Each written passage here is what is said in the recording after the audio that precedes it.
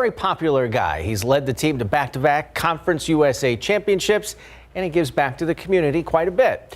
But some are questioning how he eats his steak. With more on what's on Instant Replay and to fill us in on what that means, let's check in with Larry Ramirez. Well, he puts a certain condiment on his steak. Now, I tried it, and you're going to see my reaction coming up later in the show. Recently, we sat down with Frank Harris for a one-on-one to talk about football, the Roadrunners, his fiancée, food, and many other topics. The entire interview went some 40 minutes, coming up tonight on a brand new and very funny edition of Instant Replay. What's your favorite meal, your favorite food? My favorite meal would probably be a steak. But everybody gonna get mad at watching this interview. My first time having a steak was in high school, like my junior year. I didn't know what it was. I seen it was meat, so I put ketchup on it.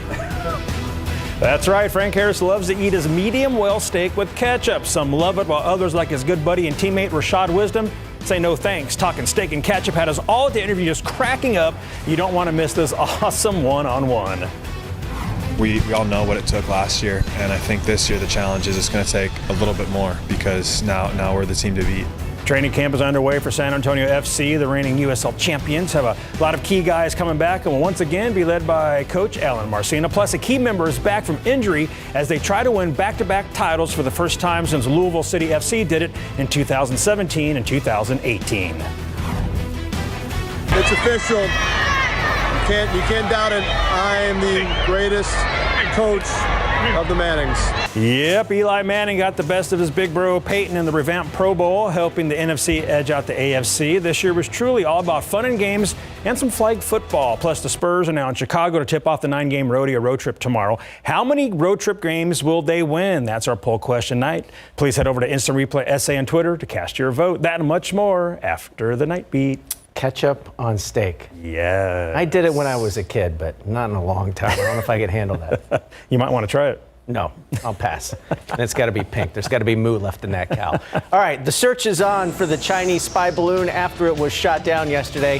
How officials plan to look for it and what they hope to learn once they find it. Russian rockets landing in Ukraine leave several people hurt, and now the threat of more bombs increase. What we know, along with more information about the recent American killed. And she gave birth to a healthy daughter, only to lose her limbs due to infection in the process. But now she's down the road to recovery. We follow up with a Pleasanton mom fighting to get back her life and get it back on track.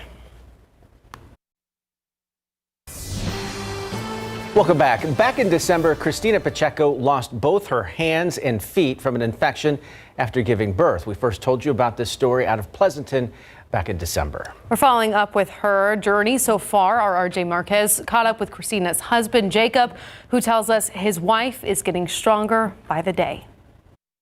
It's an emotional and physical daily struggle, but Christina Pacheco is up to the challenge. She's really, really strong. She's kicking rehab butt for sure. Pacheco is now in Houston, continuing her rehab after nearly losing her life after giving birth because of an infection. That infection caused her to lose her hands and feet in late October. Waiting for the healing process to happen on her legs, but her arms are doing really, really well. And hopefully soon we'll be starting the prosthetic training. Pacheco says his wife goes through hours of rehab a day with the goal to get back to their 2 young children, a 2.5-year-old son and a 3-month-old daughter. Her little boy is helping her get through some of the long days. The best medicine she's going to have is going home and being with the kids. And that's been her mindset, just getting home to the kids and loving the babies. The Pleasanton Community and School District held a huge fundraiser for the family 3 weeks ago. Jacob says the love and support from all over the country has been overwhelming. It brought us to tears, really, just that feeling. You know, me and my wife cried about it, and just happy tears of how supportive and how much the community does for us. Jacob says his wife is a fighter and ready for the next step in her recovery. Just to see the absolute strength come from my wife, you know, I knew she had it in her. Just super proud of, you know, to be called her husband. Christina is scheduled to be released from that rehab center in Houston on February 11th. The Pachecos then hope they can return home for good and continue her treatment at the Center for the Intrepid at BAMC. RJ Marquez, KSAT12 News.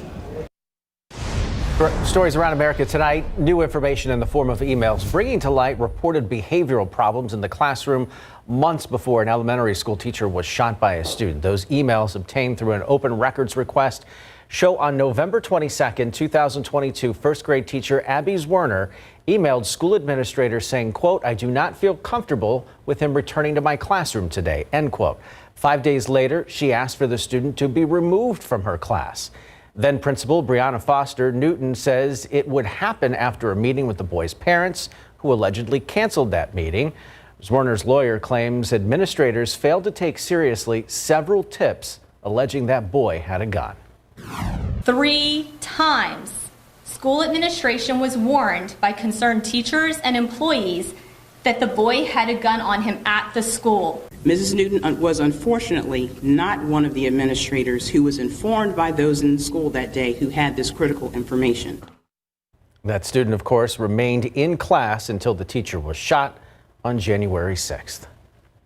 Authorities in northeastern Ohio are urging people to stay away from the scene of Friday's train derailment that is still burning 3 days later. 50 cars jumped the tracks, and that triggered a major explosion and fire that shot flames high into the air. The National Transportation Safety Board says 20 of the cars contain hazardous materials, and authorities say the safest course right now is to let the fire burn itself out. The mayor has ordered 1,500 residents living within a 1-mile area of that derailment to evacuate their homes. A state of emergency is in effect and will remain in place at least through Monday evening. It's still unclear what caused this train derailment. Now to the war in Ukraine. At least 5 people were injured in Russian rocket attacks today at the center of Kharkiv, Ukraine's second largest city. It comes after an American volunteer medic was killed in the country Thursday while helping civilians evacuate. ABC's Patrick Ravel spoke with the medic's wife as she shares more about his life.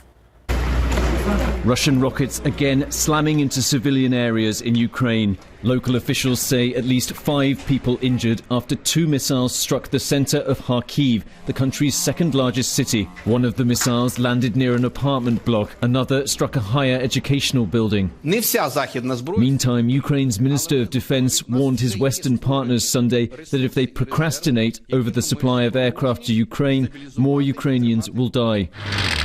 The warning as Russia moves closer to taking the eastern city of Bakhmut, where Ukraine is clinging on in some of the bloodiest fighting of the war. Bakhmut was where Pete Reed died, an American volunteer medic killed while helping civilians evacuate. Friends and family paying tribute to Reed, who was directing the humanitarian operation at Global Outreach Doctors. His wife Alex says he dedicated his life to others. This type of work in Ukraine is what he really loves doing. It's what he's good at. It's what he's passionate about. The 33-year-old died after his ambulance was shelled amid fierce fighting. Witnesses say the former Marine even saved a colleague by shielding them from the blast. The idea of people getting hurt weighed heavily on him. So I think it just came very naturally to him.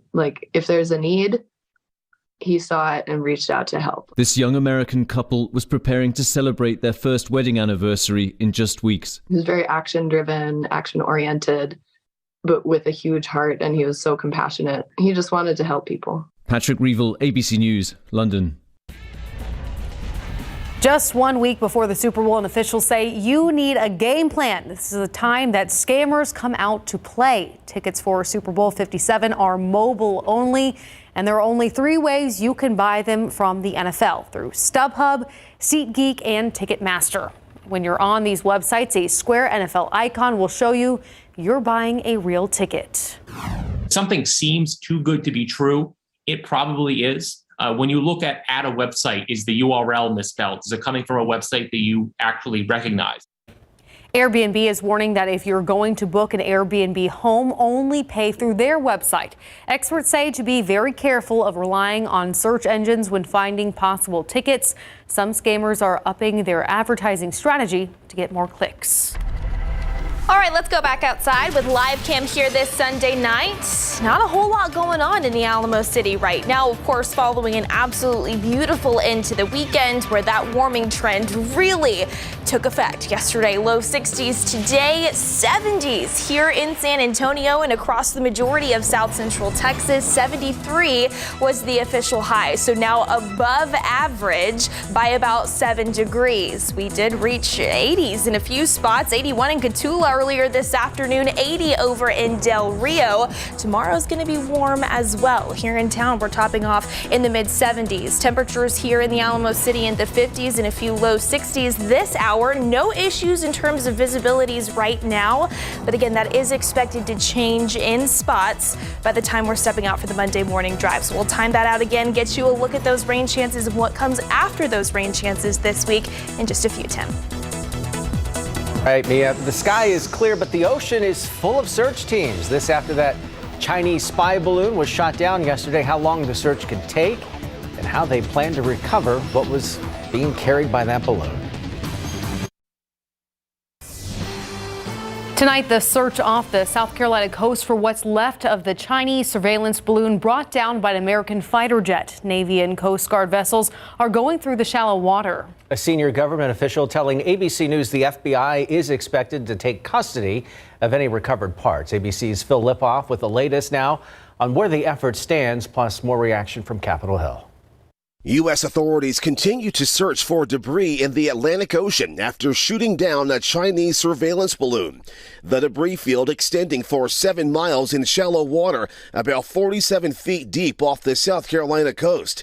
The U.S. Navy is looking for a large bay of technology the size of 3 bus lengths. A senior U.S. official says the balloon was hit by a single F-22 firing an air-to-air missile roughly 6 nautical miles offshore. The military operation ending days of uncertainty and spectacle as Pentagon officials tracked the balloon's every movement at an altitude of at least 60,000 feet. The massive balloon made its way across several sensitive military installations as it flew over the continental U.S., including Wyoming, Kansas, and Missouri, before reaching the Carolinas, where it was shot down off Myrtle Beach. China calling it an excessive reaction, adding that it retains the right to respond further. On Capitol Hill, Florida Senator Marco Rubio tells This Week China's act was deliberate. This is what they wanted the world to see, that they could send a balloon at 60,000 feet over U.S. airspace, over military facilities, and that we would be unable to stop it. And then ultimately, when we shoot it down, if we did, they would argue, look how they overreact to a weather balloon, which is obviously not what it is. New Jersey Senator Cory Booker, who sits on the Foreign Relations Committee, praising the Pentagon's effort on Face the Nation. I'm grateful that the military took decisive action when they did and how they did, but we obviously have issues here. This isn't the first Chinese balloon of its kind. A U.S. official says China has a fleet of them. Justin Finch, ABC News, Washington. Got off track planning our Super Bowl party. Exactly. We want to know your favorite snacks. Our producer, Alexis, she likes nuts and candy, so that's hers. Mia, we're looking forward to some good weather, hopefully next weekend to rein all this in. Dip. There you go. Tim's got the chicken dip. Lee and I are going to take care of the pizza and the wings. Woo. It's going to be a great time. Yes, hopefully we'll get some good weather. We might have some heartburn next Sunday. Yeah, stay tuned for that one for sure. Okay, let's talk about the weather heading into the upcoming work week. Yes, a little soggy in spots, but it is going to be much better than what we saw out there last week. Morning fog, the big story tomorrow. And then again, a little bit more cloud cover throughout the day, especially compared to the full-on sunshine that we found out there today. Now into Tuesday and into Wednesday, that's when we start to monitor for those scattered rain chances that work back into the forecast with that next front approaching. But then after we see that front move through, yes, it'll be cooler, still comfortable, especially in the afternoons thanks to lower humidity, but we'll also find more sunshine out there. Again, not going to be the case in terms of just total blue skies tomorrow. Right now, no issues in terms of visibility, but through the overnight hours as those temperatures start to meet the dew point, that's when we are expecting more of that patchy fog to develop for the Monday morning drive, some of which could be dense in spots. So just plan on giving yourself some extra time, be extra careful out there on the roadways tomorrow. We'll start off in the mid-50s here in San Antonio, and then like the past couple of mornings, that fog is going to break up just a little bit more. We'll start to see those temperatures warm around 60 61 by 10 a.m., 65 through the lunchtime hour here in town. And then as we see a few more peaks of sunshine tomorrow afternoon, those daytime highs for the most part once again topping off in the 70s. Around 73 in Comfort, 75 here in San Antonio, 73 in Bulverde, close to 80 in spots, especially across our far southern counties, around 79 in Floresville, Nixon, stretching over to Pleasanton as well in Atascosa County. Did mention that breezy south wind is going to kick on as well tomorrow, gusting upwards of about 25, maybe even 30 miles per hour at times. So I do think you'll notice that as we kickstart the work week. What that's doing is pumping in more of that Gulf moisture. So a little bit more muggy out there as well, especially by Tuesday morning. That's when those rain chances then come into play as this area of low pressure tracks farther down to the southeast. It syncs up with all of that moisture in place as well. And then we start to see some drizzle form, some scattered light showers possible by the Tuesday morning drive. Good idea to plan on taking the rain gear with you. Not everybody's going to need to use it, but still, generally throughout the day on Tuesday, this is 2:30, still dealing with just some of that spotty light rain and drizzle, a few scattered showers developing as well. And then as we see that front start to move in, it pushes through the central portions of the area. Right now, it's looking like Tuesday evening. Into Tuesday night, we could find that broken line of rain, then push through our far southeastern counties into the early morning hours of our Wednesday. A few thunderstorms possible there as well, where we will be monitoring for an isolated strong storm. Keyword there, pretty isolated. Again, that really is east of San Antonio. And then into Wednesday morning, a few lingering showers possible, but throughout the day, we'll see all of that move farther eastward, and then we'll clear things out and really see the sunshine as we head into the back half of the week as well. Temperatures, so tomorrow we start off in the 50s, we end in the 70s. Around 61 to kickstart the day on Tuesday. We'll make it to about 70 there. And then after the first front moves through, which sparks that rain chance, we're still near about 70 on Thursdays. We get ready to kick things off over at the AT&T Center, opening night of the rodeo events there. But then a reinforcing push of cooler air arrives to kickstart next weekend. Cold in the morning. We'll wake up in the 30s. And then after that, highs still pretty comfortable, near about 60, guys. Great weather for the start of the rodeo. Thank you, Mia. Oh. Be right back after this. I hope so. Yeah.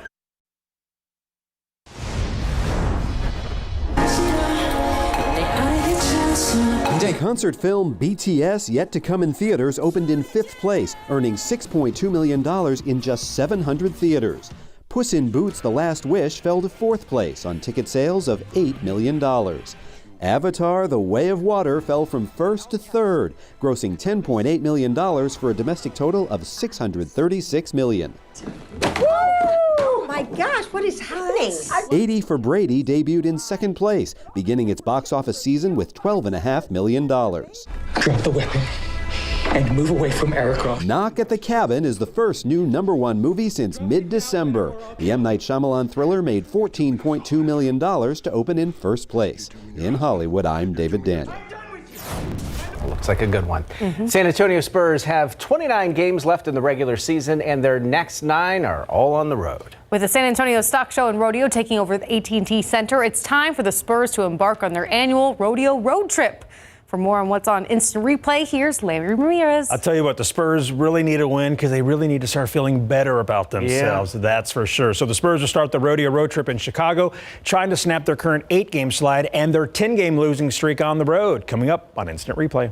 They had a lot of points off our turnovers, so I feel like if we would have cut down on the turnovers, we would have probably won. So the Spurs turned it over 18 times, resulting in 26 points for the Sixers, and San Antonio's 135-127 home loss Friday night. Now the Spurs will try to cut back on turnovers and play for a much-needed win tomorrow night. It was good, though, so now I just, it's embarrassing to ask when I go to the steakhouses for ketchup. It's the part of our sit-down one-on-one with UTSA QB Frank Harris that left us all laughing. Ketchup on steak? What does his fiance think about that? And his teammate and friend Rashad Wisdom doesn't have Frank's back on this one. Our play of the week features lightning-fast reactions, and that steak and ketchup challenge gets the KSAT12 Sports Taste Test. The results of that coming up. Frank Harris seems like a nice dude. Very nice, very funny. Yeah. Anytime you're busting out in laughter, that's a good interview. Thanks, Larry. We'll be right back.